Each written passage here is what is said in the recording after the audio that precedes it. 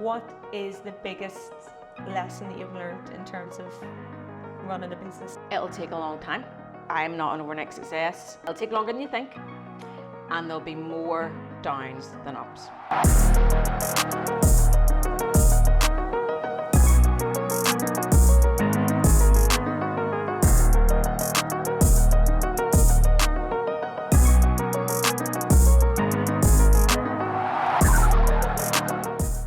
Hello and welcome to the Mindset and Marketing Podcast. I am your co-host today, Sharon Kirkpatrick, and I am joined by the lovely relationship coach, Lisa McFarland. Hey Lisa. Hi, yeah, thank you for having me. Thanks for joining. I'm a bit nervous, everybody. Anytime. Obviously Matthew's normally here and he runs the show, so now I'm relying on myself, which is not a good thing, but we'll get there together. It's always good to rely on yourself.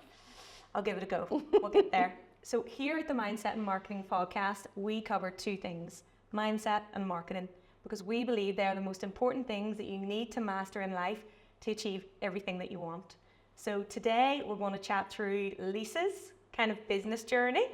We're going to go through the ups, the downs, the highs, the lows, and we just really want to get your insights into what it was like, so that if there's anybody out there who's a bit maybe nervous or fearful of kind of starting their own business or taking that leap, maybe we can kind of relate to them and show them that, you know, don't let fear stand in the way. Yeah, absolutely.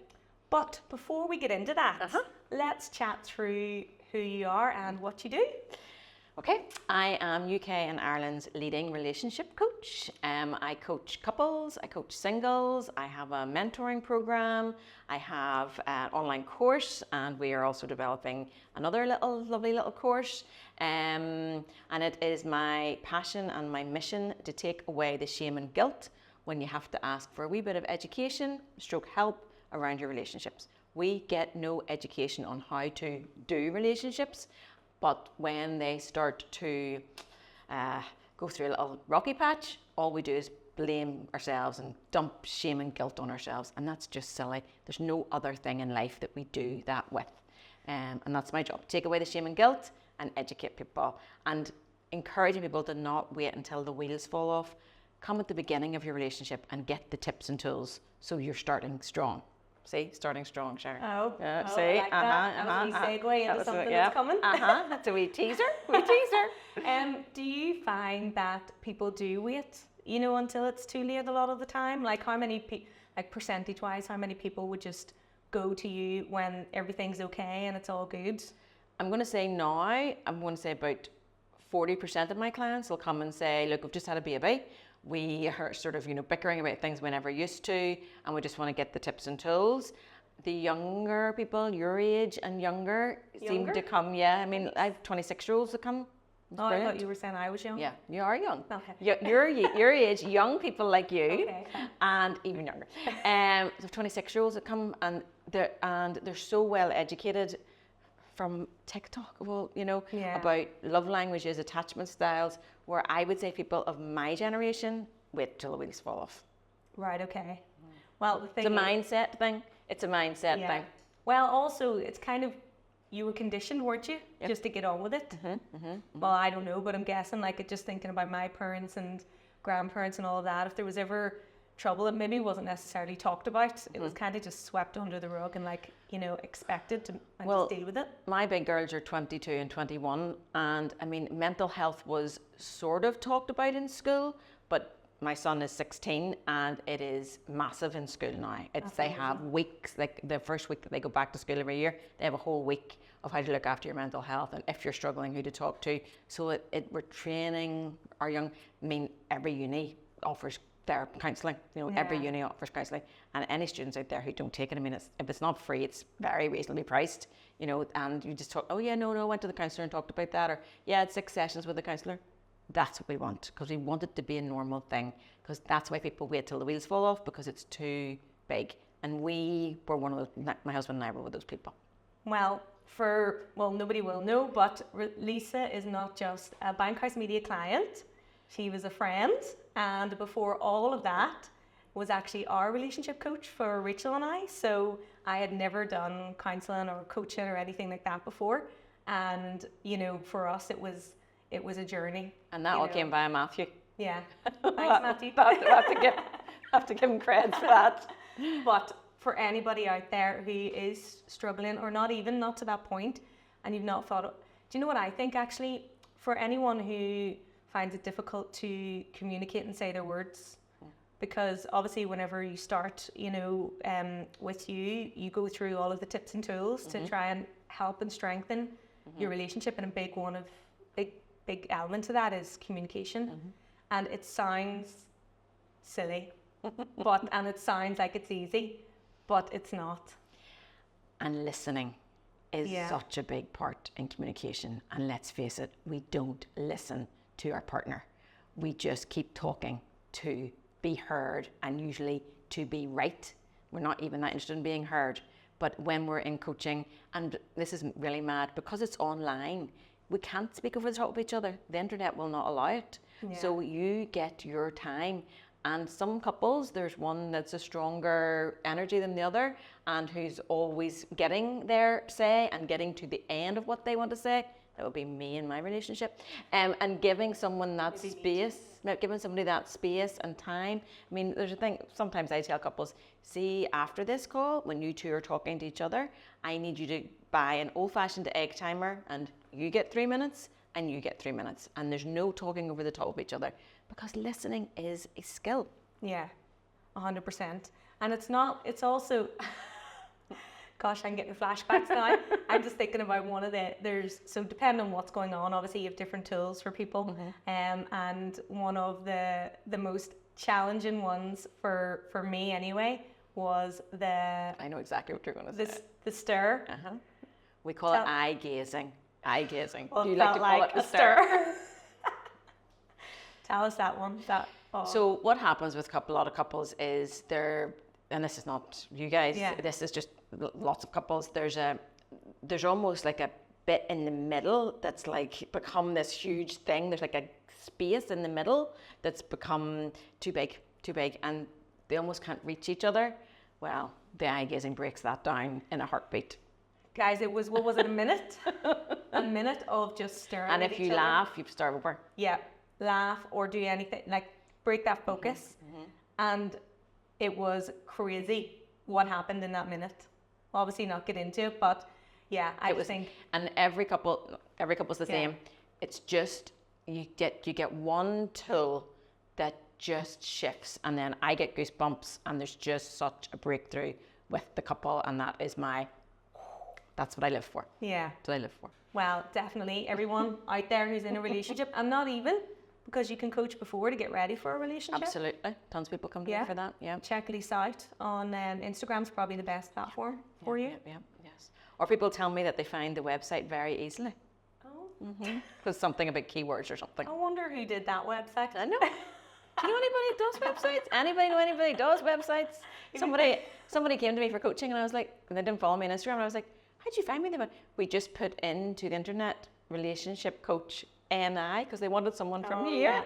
And the yours was the top, and I was like, how does that happen? They goes, and then they are computer people, and they were like, because whoever built it has put in the keywords that it'll stay at the top of the.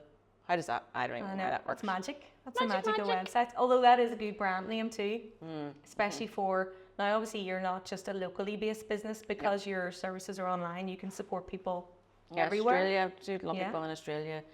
America, not the minute in America. Dubai, I'm big in Dubai. Oh, really? See, and that's the benefit of an online business, everybody, because the world's your oyster then, and it's not just about the money, it's about the education and tools that you have to help, empower great relationships. And also we can do 3 screens. So like I could coach a couple, one's in Belfast and one's in London, and I'm in Comore. Yeah. So there's 3 screens. It's brilliant. People sometimes do say to me, are you never going to go back to face and face? And you become so local as well, going back to face and face. I would be getting an office here in Belfast like this one, and depending on this, unless, anyway, so no, not at this time. Well, that's actually a good segue into then the business side of things. Yes. So when did your business start? My fake business started in May 2019. Tell us what the fake business is. Okay, so I'll have to go back to people. So my husband and I are the people that I love to coach now. Does that make sense? Yeah. So my husband and I were very much in love, devoted to each other, but everything had just got a bit heavy. Our business had got a bit, we had another business together. It was 50 employees. It had got a bit heavy. We had 3 teenagers in the house. My mummy had passed away, so we had no support. We weren't getting date nights, and it was just all getting a bit heavy. And one of the children said, and then there was a whole situation happening in our other business and couldn't stop ourselves from talking about it morning, noon and night. And one of our children said, "Are you two still arguing about that?" And that was it. I was like, really? We are going to talk to somebody. I'm not having this, you know. Yeah. I don't want the kids to have this. And they were starting their GCSEs and things like that. So I had been to therapy before when my mum had passed away and found it really beneficial. So for me, and obviously I'm a communicator, I'm an extrovert, it wasn't a big leap. Slightly bigger leap for my husband, but I will be forever proud of him. And she did exactly what I like to do for couples. She gave him what you're talking about, that space for me to not speak and him to actually hold the floor. And some of the things, we've been together 24 years at that stage, and there was things he said that I was like, really? I never knew that in 24 years. So anyway, so every session, we went 3 times, and every session we came home, everybody should know this. How have we even got this far? We're 24 years in. How have we even got this far? Everyone needs to know this, Nigel. He was like, okay. The passion was igniting. Let's just do the tools to give us. And he was also very clear with her. He was very much like, we love each other dearly. I don't want therapized. I want this fixed today, dear lover, like the 2 of us. Which she managed. And she was very good. She spoke to us she met us where we were, which all good therapists do. Yeah. So that was the fire. And then as the universe would have it, I got offered to do a life coaching course. But I was doing that for our business, and I was with 50 staff at that stage. So the only thing I was doing it for was for mindset for our staff. Some of our staff just finished school, their GCSEs, and maybe worked for us for 20 years and never really knew what mindset was. So anyway, did that with all the staff, loved it. And then someone said, "Do you know you should maybe take that online now? That's code for, we're done with you now." Right, okay. We are done listening to you now.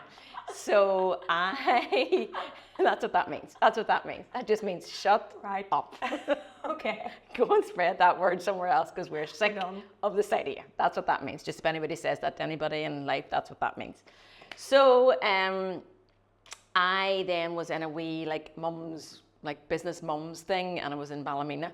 And this is a very long answer to a very easy question. But it's the journey. It's the steps, because I actually, here's another person you should have on the podcast. You know the Muff Liquor lady started Muff Liquor.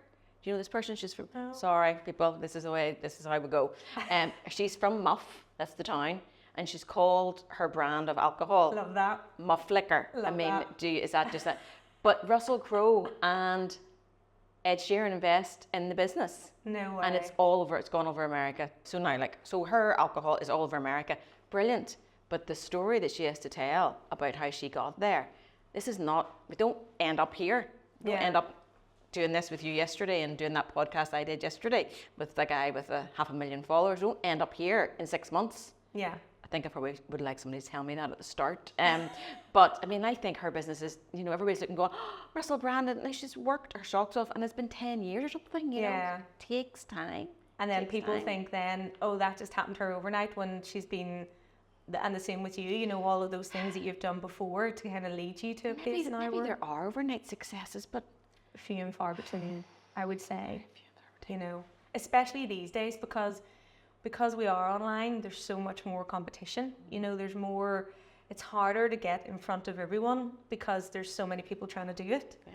But I think that's the key, is having, I don't know what her story was, but a good story as well to your brand. Yeah. And I think that's why you're really successful too, because you're the face of the brand and you have that story, you have that lived experience, with you and yourself and Nigel. Yeah. And that's why then people can relate to, and online you come across as somebody who obviously knows what they're doing but is also approachable. And that's what life coaching is. That's where life coaching is different than therapy. I'm not a therapist. I'm a life coach who specialises in relationships. It's about, I remember seeing her, I remember reading something one time. That means I watched a reel. I was like, what does this read? That means I watched, there was words on the reel, so does that mean I read something? Yeah. So I read something sometime and it said something about, I want to be a life coach, and we're 23, and the guy was like, go away and have a friggin' life and come back to me, because that's how you be a life coach, you know. Now, I'm not saying that you can't be a life coach at 23. Obviously, you can be a life coach in, you know, podcasting or something like that, but you do need a bit of life to be a life coach. So yes, and that's the other thing, because I'm a life coach, I can pull in my life experience, where therapists, you know, I mean, it's very technical. Yeah. So anyway, back to me. So I was at a business thing with mums, and I had been told to take this online, and I just started a little fake Facebook page with my mum's maiden name. I love how you're still using the words fake. Fake. At this stage. Still fake. It's all still fake right now. Right. Still fake. So it was Lisa Moore. I'm sure it's probably still out there somewhere. So it was on Facebook, and that was all fine. Just dabbling my toes. Just so we get into our comfort zone, whatever that is, working in a shop, working in a business, a particular business, working for somebody, teacher, whatever. We get into our comfort zone, and then that comfort zone starts to squeeze and squeeze and squeeze us, and we're getting really uncomfortable in our comfort zone, and it's starting to feel like a prison, and we know there's something else out there for us. But the problem is, this is all surrounded in a big river of fear. Yeah. And this river of fear, it feels like it's going to swallow you up. So they just dabble our toes. We just do what's comfortable. I'm going to go, like, if 10 is the hardest thing you've ever done, hit about a 2 or 3 just to get started. Okay. Because if you get really knocked back at that stage, that's hard. That's hard. It's hard to get knocked back at any stage, but that's hard. So dabble your toes with the fake name. And then I'm also dyslexic, so writing all those blogs and everything was just a bit like, and then I'd be sending them to my kids to check, or sending them to my husband to check, and it was just getting really tedious. So I met this girl called Sinead, a different Sinead. I left this girl called Sinead, and she was up speaking at the thing, and I just looked at her and thought, 1, I could do that, and 2, you're fabulous. I want that. That's exactly what I want. And I was a grown-ass woman at this stage, like I was 44. And what was she doing? Was that just a talk? Like, just presenting. Talking about... She was just like presenting and having people up talking about their businesses, you know. But she was just brilliant. And were you intentionally kind of surrounding yourself in these kind of networking events? Dabbling. As in, because you were thinking there's something else for me, or did you kind of know what it was then by this stage? I knew what it was, but I had no idea what it was. I knew what had ideas, but didn't know. Yeah. And I would only ever go to things that were like £10 or free. This lovely lady said to me, I said, look, that was just fabulous, blah, blah. She goes, and I said, I'm starting this thing. I said, but I'm just traveling. She goes, why don't you just do videos? She says, you're clearly a really good communicator. Just do videos and just put like 2 lines underneath them. And I was like, you can do that? She goes, you can do whatever you like. Yeah. You can do whatever you like. So she said, you can do whatever you like, and especially on Facebook or Instagram, not whatever you like, but you can build it, whatever. So I just went home and started doing videos. Remember, I'm under the fake name still, Yeah. So I went into my work or other business, and the same girl who told me to go online, Hi, Shauna. She was like, I've seen you online. And I was like, how could you possibly see me online? She goes, because it's a video, and I know it's you, but it's under some weird woman's fake name.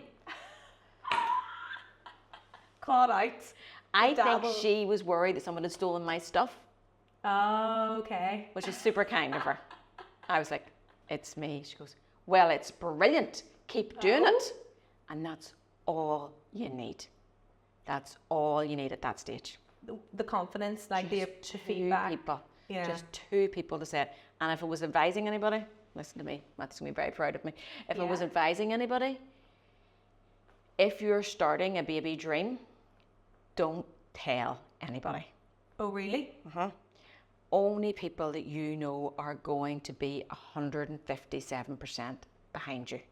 That you can trust, and that obviously can give you like feedback in a... Don't even care about that at the start. I don't even care about that at the start. You need to get your feet in this. We're still toes. You just need built up at this stage. You can tweak it later. We can tweak it later, okay? All I needed my husband to say was, great, keep going. Brilliant. Yeah, brilliant. Do another one. All you need is 3 or 4 people. You need your kids to say, oh, it was hilarious, no way, keep going. All you need at the start are cheerleaders. Cheerleaders. You need no naysayers. You cannot cope with it at that stage. And you know what? That, I'm guessing that's probably what's holding a lot of people back, because if you're starting a new venture, you don't really have the securities of knowing that there's going to be a passive income coming in. You know, you don't know the time commitment yet that's going to be required to do it. So the chances And you don't need someone saying that, do you? No, but the chances are you might be in then a relationship where there's pressures to get the money in, to be there for the kids, and then your partner, not intentionally, but is probably saying, are you sure, or what are we going to do about that, or what are we going to do about this? I was very fortunate that I was able to do my job and have this as a side gig.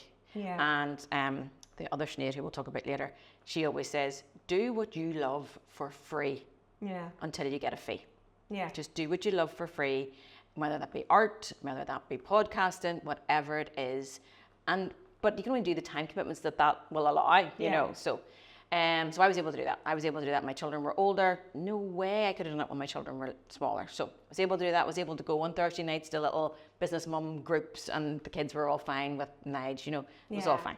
So that would be my advice. Only supportive people. I think I told 2 friends who are still my biggest cheerleaders, and Nige and the kids. That was it. Yeah. That was it. Because you cannot, for me personally, and I think, sorry, but I think as women as well, and starting something new, and I think a wee bit older maybe helps, but a wee bit older is a wee bit scary as well, you know. You've got a bit more confidence to go, I know what I want, I'm going to go after it, but then also you're like, oh, especially these days with an online business, because a lot of it's new, you know. I didn't know what Facebook and Instagram were.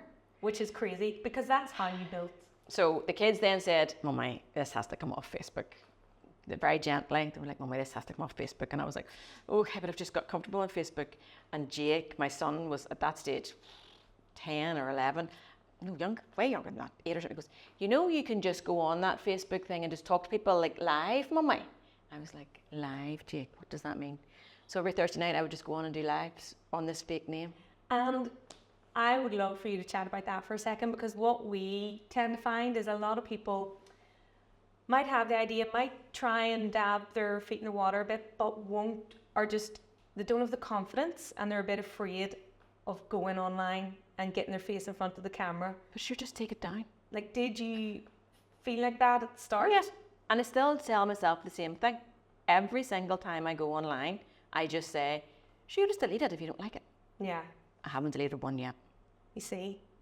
And that's really, like, most of the content that you're doing is obviously on podcasts and videos then on your social channels. And that's really how you've got your business from, you know, nothing to where it is now. So I came home one night, and I'd been out with my friends or something, and I came home and they were all sitting around, and they said, we've found you a name.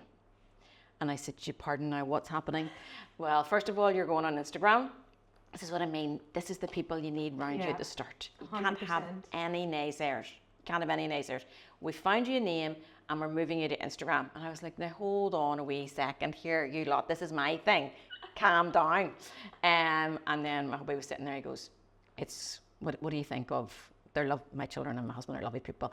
What do you think of relationship coaching? And I just started crying. I was just really? It's perfect. It's beautiful. He goes, well, we'll have to buy it right now. And how long was that in whenever you got? How long were you in then after dabbing?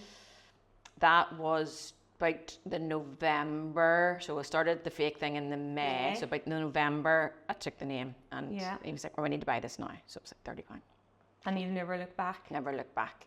And then I had, at Christmas, it's December 2019, Elise, my oldest daughter, sends this to me every year.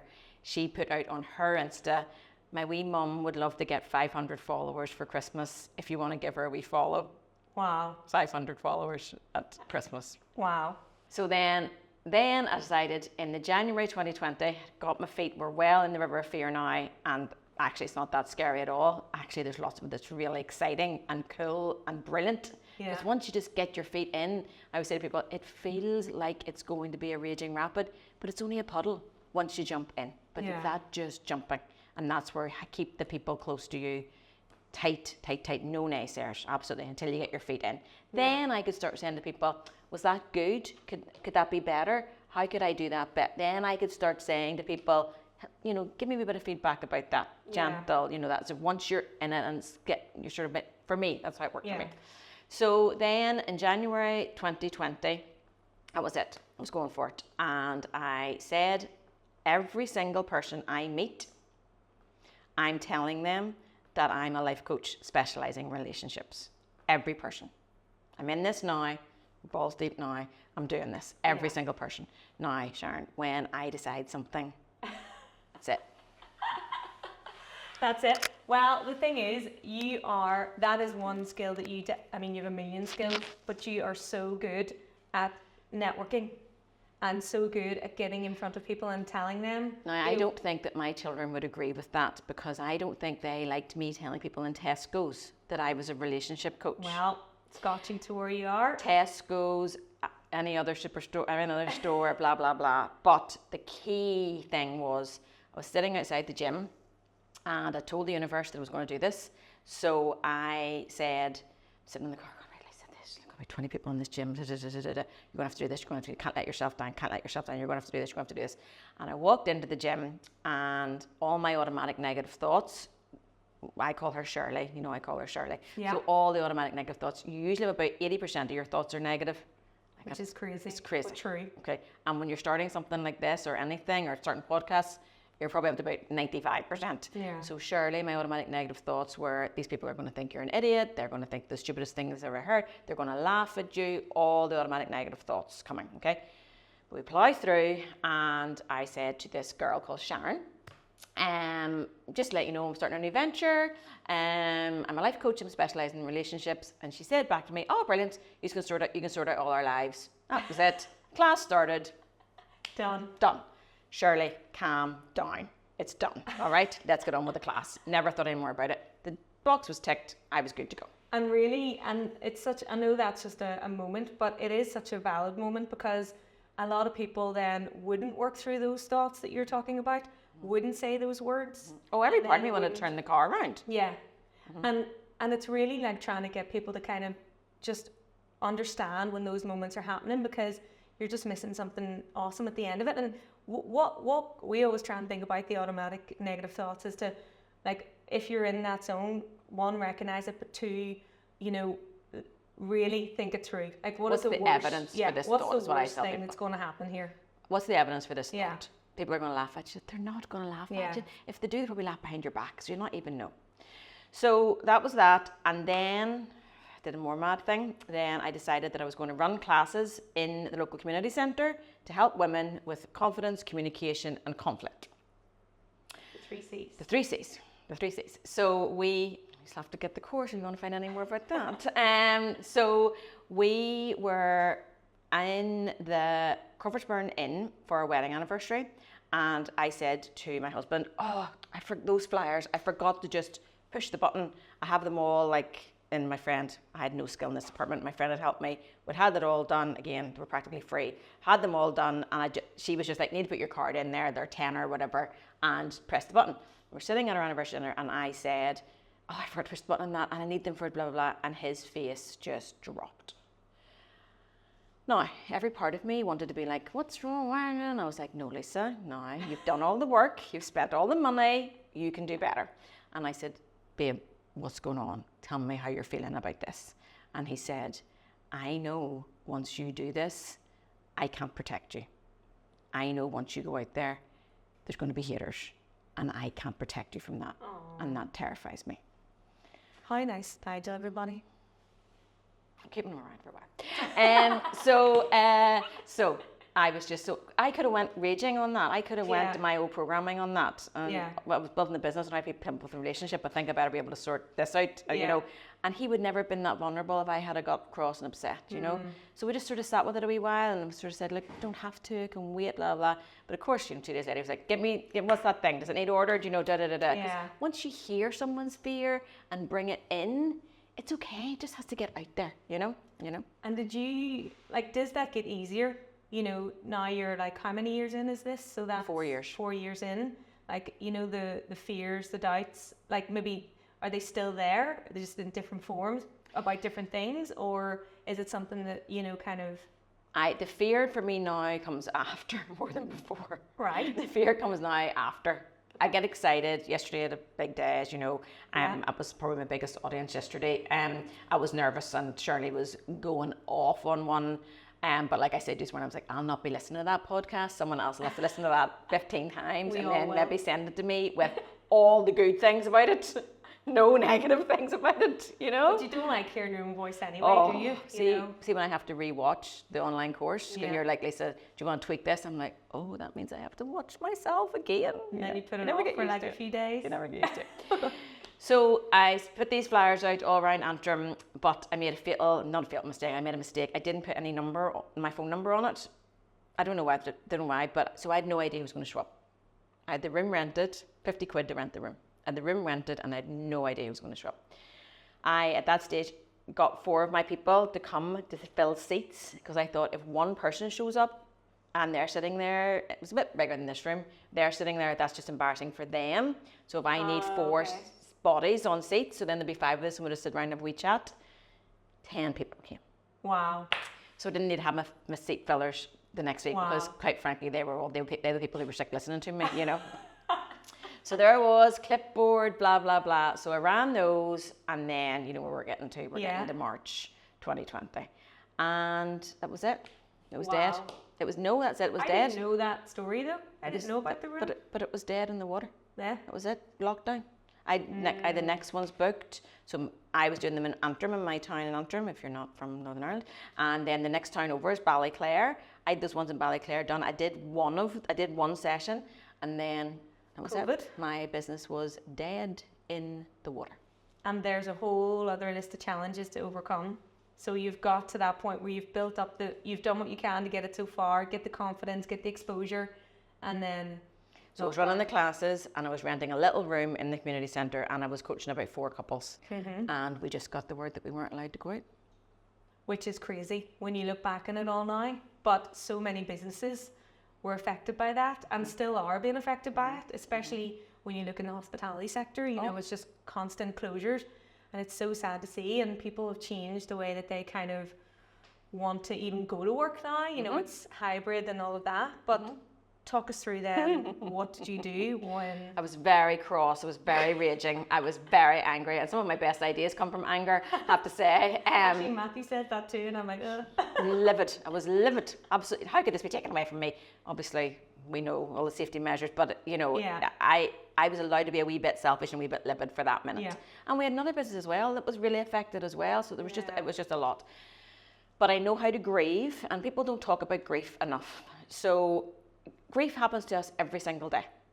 Whenever we like locked ourselves out of that room and we're like, Stuart, we've locked ourselves out, we grieve. Anger, disbelief, bargaining, sadness, acceptance. You have to go through those like that when you do something stupid. When your computer doesn't do what you want it to do, when a podcast doesn't record the way it does, when that loaf of bread that you've been buying for 2 years has been moved in Tesco's, you grieve. When that block of cheese that you like for Christmas isn't there Christmas, you grieve. Okay? We're grieving all the time, and we need to talk about that more often. So, anger, disbelief, bargaining, sad, acceptance. Are the stages? Stages, okay? So I'm walking up and down the road for the last walk, reason, how can this be happening? I get my poor hubby, disbelief, this can't be, I'm not doing it, I'm just not doing it. I'm not doing it, I'm going out, I don't care, I'm going out. Bargaining, think I could go out, do you think, well, somebody saw me, do I like a ticket, and sad, and you just have to sit in sad for a minute, and then when you get to acceptance, that's when you go. Yeah. That's when the idea comes. So I got on Instagram, 500 followers, don't you know? I got on Instagram and the post's still there. I promise I will be on here every single day at 10 o'clock to blather. I'll be on every day at 10 o'clock. If it helps one person, sure, isn't that great? But Sharon, that one person was me. I had to get up for something. I knew my kids were all teenagers. They were going to sleep till noon. They were having the best time of their lives. I knew if I didn't get up and have a purpose, I knew my mental health would go down the toilet. Yeah. And was there an element of that holding yourself accountable by saying those words? Totally selfish. Totally selfish. It was totally for me. And Everybody needed something. everybody needed At least yours was a productive purpose. so I got What was on. mine?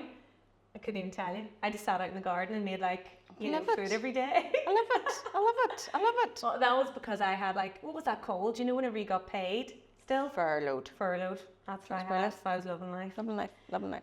But So that was me. Got myself up out of bed, got my makeup on, got my hair done, and sat down every single morning at 10 o'clock. 7 people showed up the first day. When I say showed up, like you just see their names. And they were my friends and family, let's just face it. They were my friends and family. That's who showed up the first day. Loved it.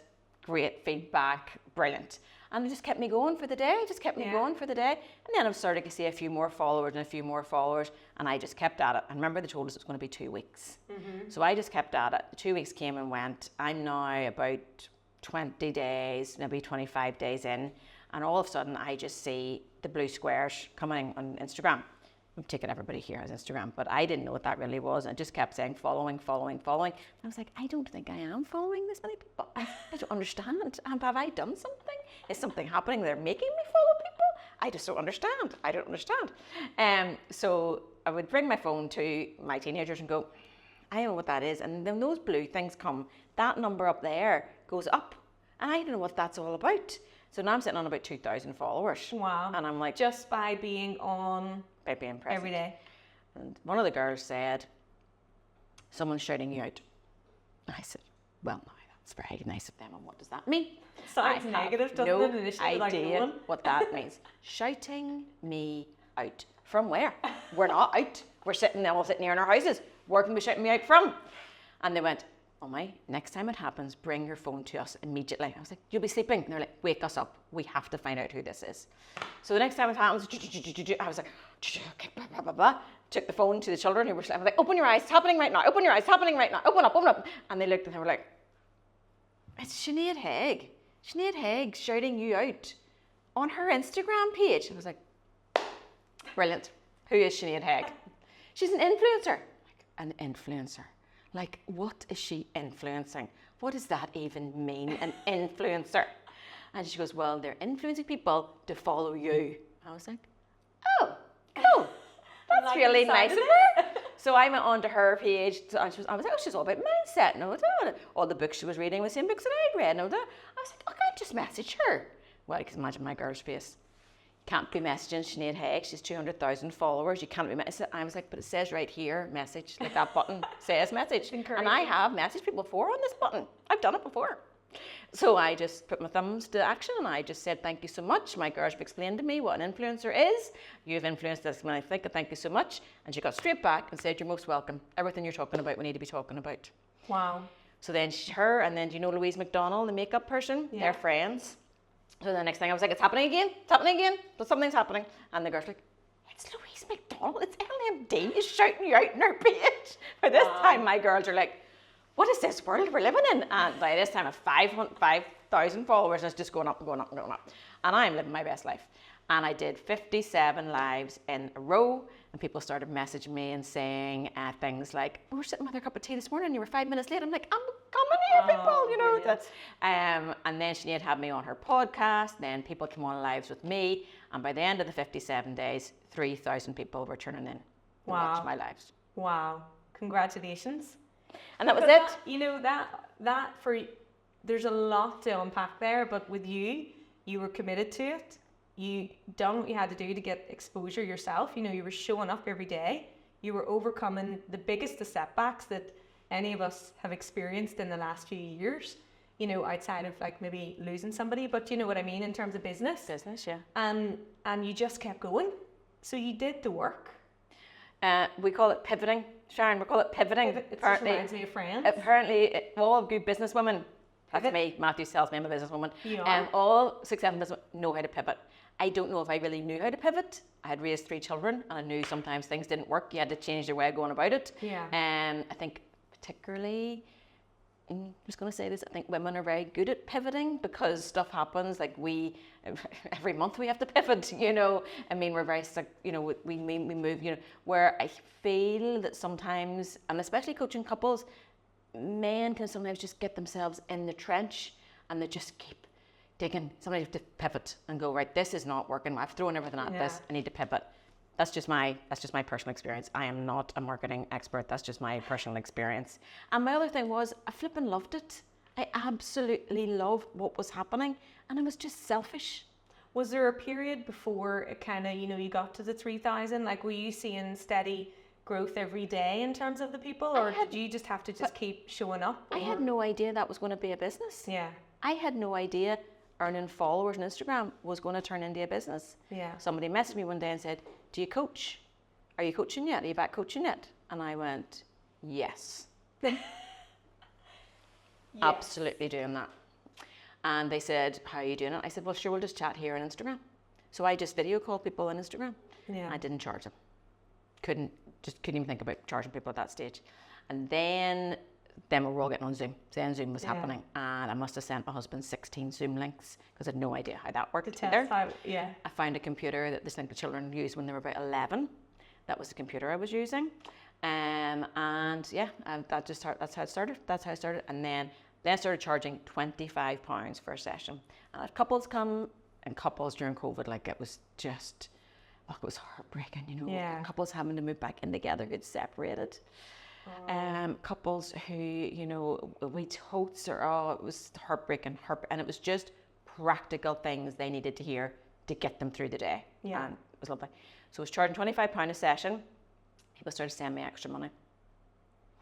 And then I coached a lovely girl, the gym guru, Natasha, and she sent me extra money and a bottle of wine. And she was like, "This is a real thing now, Lisa. Come on, we're still friends." And she's a lovely, lovely girl. Another person was like, "What the heck are you doing, £25? I actually think I said to you at one point as well. You should get her on the podcast. At one point I said to you, "Lisa, put the prices up." And I was like, I forgot that I was actually going to. I think it was about £45 when you guys were going. All right, okay. I'm not working now. Not working now. But you're right. Like, people were furloughed. People were getting on to half wages and all. And just for me, it just gave me the confidence. Yeah. And then I was sitting at about 5,000 followers, and Nigel just said, I was like, "Nigel, I've got 5,000." He goes, "If they'd all pay you £1, that'd be more like it. £5,000, that'd be more like it." Because I was working. I was working a good few hours at that stage. And I went, "Oh, wait, there's something in that. There's something in that. Hold on a second." And that's when I started the private Facebook group. And I charged people like £12 to be in that. And £12 a month. And that was my big earner. I had 400 people on that at one stage. Yeah. And that just plowed me in.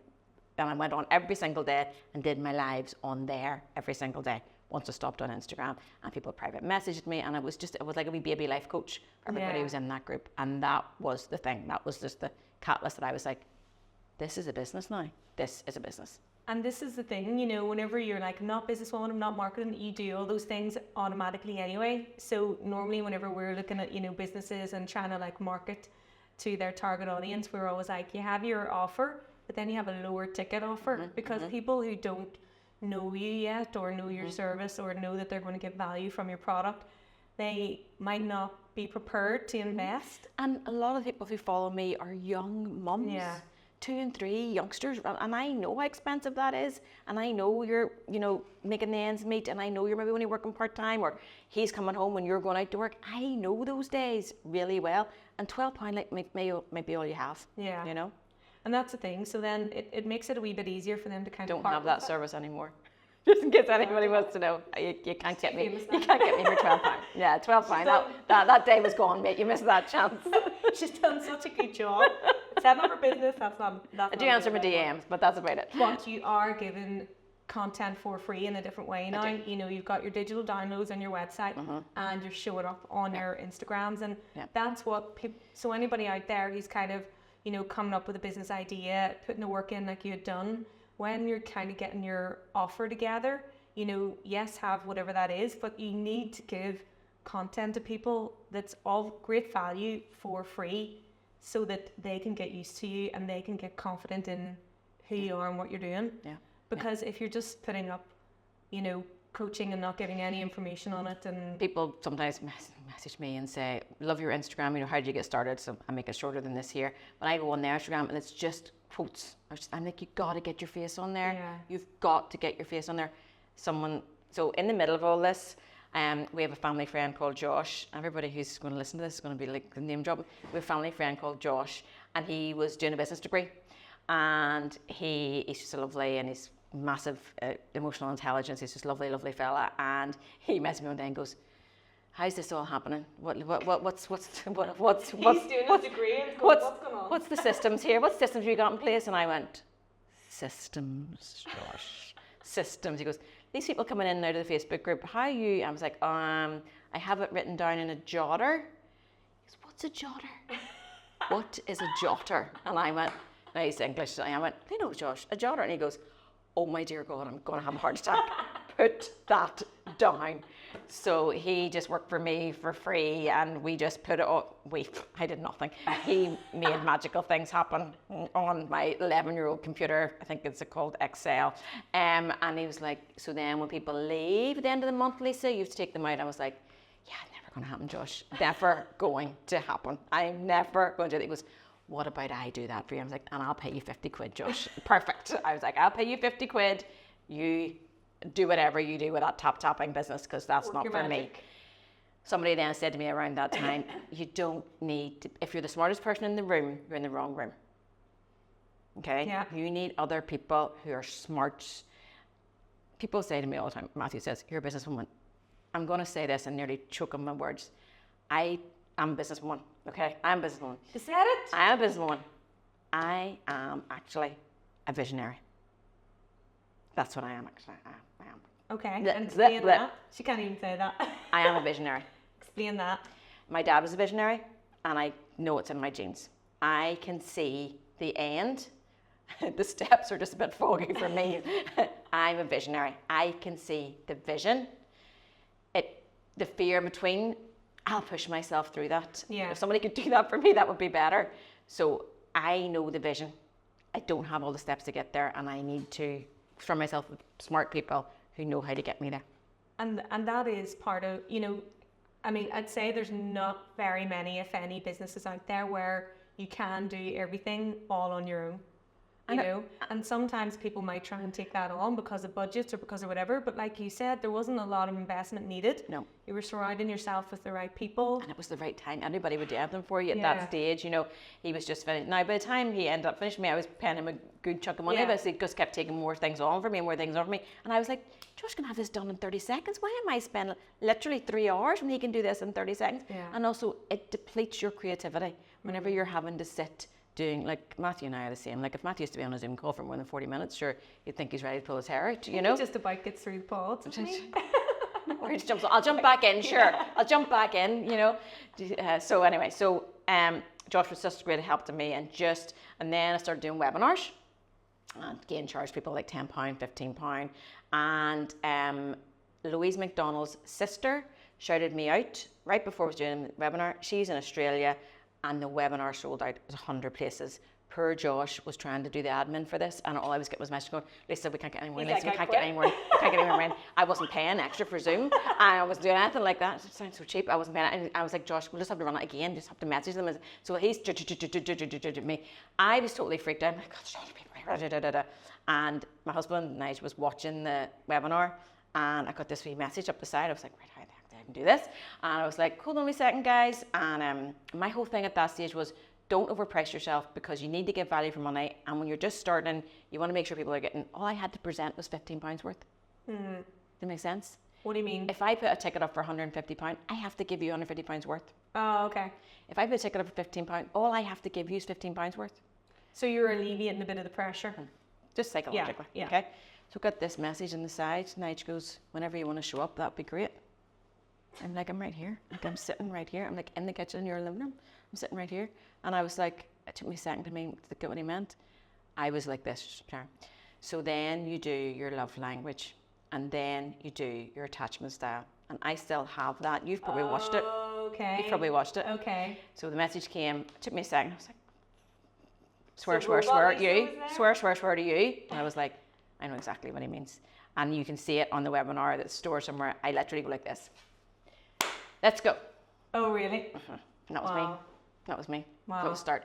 And she had shouted me out. And when I got paid for that webinar, Josh was like, I am not messing around.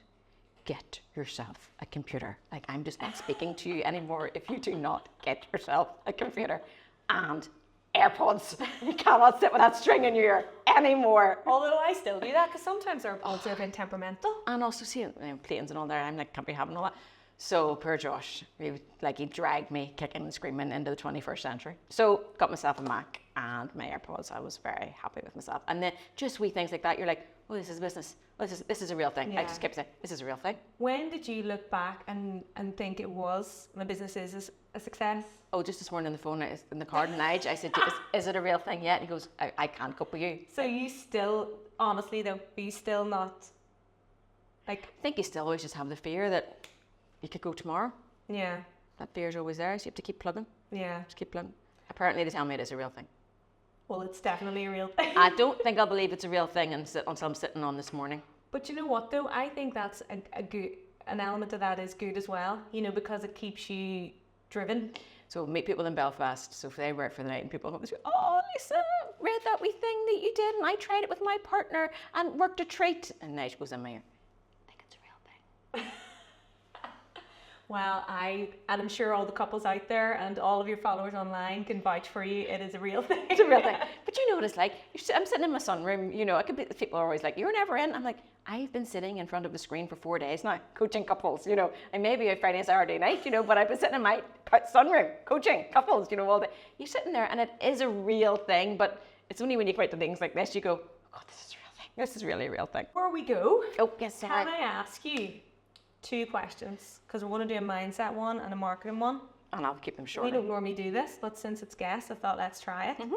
So, as a business owner, what is the biggest lesson that you've learned in terms of running a business now? Just to recap. It'll take a long time. I'm not an overnight success. If there's no success, it'll take it'll take longer than you think, and there'll be more downs than ups. Sorry. Always, or just at the start? Oh no! In the middle of April, I was quitting. Yeah. In the middle of April, this April, I was like, it's done, Nigel. It's done. I made some things just didn't go well, or things that and I just was like, it's over. Nobody's booking. Nobody's ever going to book again. I just had a wee dip of like people. Usually I'm a couple of weeks booked out, just a wee dip. It's over. I was sitting home yesterday, and I was like, so we're back on track now, aren't we? We're back on track. So don't give up, guys. And it does feel like, you know that it's a picture, I can see it, but it does a lot of the time feel like a hill. And you're just pushing this boulder. Can you see the picture? Is it? Yeah. Oh, Matthew would know. You can just see, you feel like you're either pushing the boulder up the hill or you're stopping the boulder running back over you. Yeah. And then just sometimes you just get a wee, oop, oop, and they do come, but they're not, it does just feel like that. It does feel like that. And you have to get your mindset into switching off from that, putting it down, putting the phone away, knowing that you've done enough for the day. And would you say, like, you know, from being in the business before with, you know, your previous business as to now where it's your brand, it's your business, are those benefits, like, is it a better kind of lifestyle for you now outside of, yeah. So why? The freedom for me. Yeah. The freedom for me. I mean, we have a lot of employees, so it's a lot of responsibility. The freedom for me, like I can just book myself out of the calendar and go, oh, I'm going over to see one of my daughters in uni that day. The freedom is just brilliant. And passive income is a superstar. Making money while you sleep is a superstar. It is just unbelievable. I didn't know passive income was. And that's the thing, because that's what we're always trying to, with the mindset and marketing side of things anyway, is tell people that they have an online business in them, you know, and it's not that you need to create thousands and thousands and thousands of products. You can create several products and sell them, like we said before, across the world. And once you've done the work, it's there. You just then need to do the exposure to get it out there. You know, it's you're doing it through podcasts, through, you know, you can do it through ad campaigns, all those things, you know. And you just sort of dabble in those and you see what hits for you, you know. But I often think about when we three of us went to the Europa that time. We should also circle back here and say that it was Matthew heard me on Sinead's podcast, and they sent you the podcast. So she's been so good to me. But like, you think of me sitting in the Europa with you 18 months ago, like I'm a different person now than I was then. And you guys telling me you could build this course and me going, are you having an actual laugh? Like, I've only got a computer a year, you know, what am I going to do now? What am I going to say? And like, I remember sending you all the you know, webinars, go, just make something from that, Sharon. Just when you're like, no, Lisa, this is, and you're like, oh my God, what am I going to do? I'm going to have to do this. I'm going to have to actually do this. I'm going to have to do this. You know. Yeah, and you did, but that's the thing, you pushed through the fear and you worked on it. You just didn't give up with it, even though you were out of your comfort zone. So for people that don't know, obviously Lisa was doing online coaching, like Zoom to Zoom, you know, in person, but online. And still do. Lisa's diaries was getting filled, needed to try and reach more people, and created then an online video series. And people, sorry, Sharon, and people constantly told me, I would love to come for coaching, but my partner won't come. Yeah. And I came to you guys with that problem, going like, what do we do? We can't get, sorry, it's usually men that won't come. What are we going? And then to say, there's some men actually text me and message me and say, look, I would love to, and I'm like, the online course is for you. Just start. It's just dabbling on your toes. And with that, we created like a video series so that they're getting the tips and the tools that they need to kind of work through, you know, any of the relationship barriers that they have. But a big thing that we didn't want to lose was the accountability. So Lisa created, with the help of us, homework as well that would attach to those video I said modules. words, and then you sent it back to me written down with that actually looking really cool. So, but the point was so that we didn't, that we could, you know, anyone can purchase that if they need to. They can do it in their own time. They're not tied down to your availability. And for people who have no confidence or don't want to talk in front of people yet, they can learn the tips and tools that way in the comfort of their own home. So yes, congratulations to Lisa. The course is called Revive, and it's on our website, so anybody out there who wants to check it out, www.relationshipcoachingni.com. Check it out there. And before we go, your mindset question. If you could give people one mindset tip, what would it be? You are enough, and you deserve to love and accept yourself.